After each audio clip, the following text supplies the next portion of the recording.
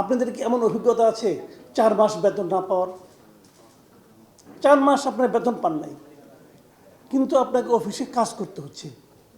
5 minute দেরি করে গেলে আপনার চিফ রিপোর্টার, আপনার নিউজ এডিটর আপনাকে ধমক দিচ্ছে, বাপ মা তুলে গালি দিচ্ছে। অভিজ্ঞতা আছে কারো?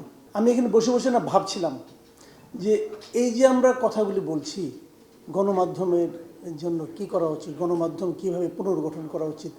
আমি দেখছিলাম এখানে যারা যারা আমরা আলোচনা করছি, আলোচনার টেবিলে যারা আছি তারা সাংবাদিক, প্রায় সবাই, 2-1 বাদে।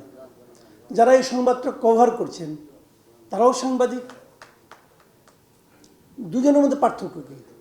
যারা এখানে বসে কথা বলছেন তাদেরকে আমি সবাইকে সবিনয়ে জিজ্ঞাসা করতে চাই, আপনাদের কি এমন অভিজ্ঞতা আছে 4 মাস বেতন না পাওয়ার? 4 মাস আপনার বেতন পান নাই, কিন্তু আপনাকে অফিসে কাজ করতে হচ্ছে।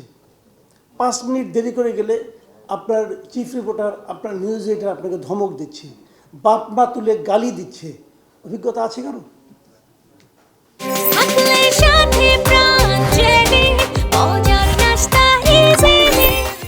এখানে যারা এখানে বসে আমরা কথা বলছি তাদের ম্যাক্সিমাম 5% লোকের এক্সপিরিয়েন্স আছে, আর যারা এখানে দাঁড়িয়ে কাজ করছেন তাদের 80%-এর অভিজ্ঞতা আছে।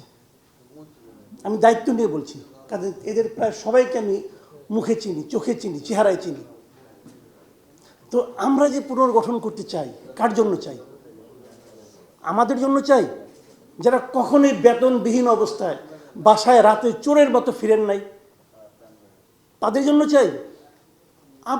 আমরা ওনাদের দুঃখ কি বুঝবো? বুঝবো না। কামাল ভাই এই কমিটির সভাপতি হয়েছেন, চেয়ারম্যান হয়েছেন, কামাল ভাই বুঝবেন না, জীবনে বুঝবেন না। আমি বিভিন্ন জায়গায় বলেছি কামাল ভাইকে কমিটির প্রধান করাই ঠিক হয় নাই, এটা আমি বলেছি। এই কারণে বলেছি, আপনি বুঝবেন না। আপনি জানেন বাংলাদেশের সাংবাদিক, আমি যদি সারা দেশের কথা ধরি, 80% সাংবাদিক 10,000 টাকার কম বেতন পায়। চিন্তা করতে পারেন, যেটা আপনার হয়তো একদিনের একটা লাঞ্চের খরচ। আপনি ভাবতে পারবেন 10,000 টাকার কম বেতন পায় বাংলাদেশের 80% সাংবাদিক। আমি যদি সারা দেশেরটা ধরি, এমন অনেক সাংবাদিক আছে একটা জেলা পর্যায়ে কাজ করে, তার সে তো বেতন পাই না।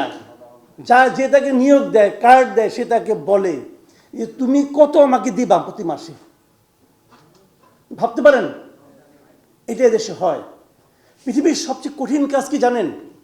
সবচেয়ে কঠিন কাজ হলো 3 দিনের অভুক্ত ব্যক্তিকে খাদ্য পাহারা দেওয়ার কাজ। আমাদের এখানে সাংবাদিকরা সেই কাজটা করে। তারা নিজেরা খেতে পায় না, তাদের অন্যের খাওয়ার অধিকার নিয়ে কাজ করতে বলা হয়, এবং সেটা হাসি মুখে করতে বলা হয়।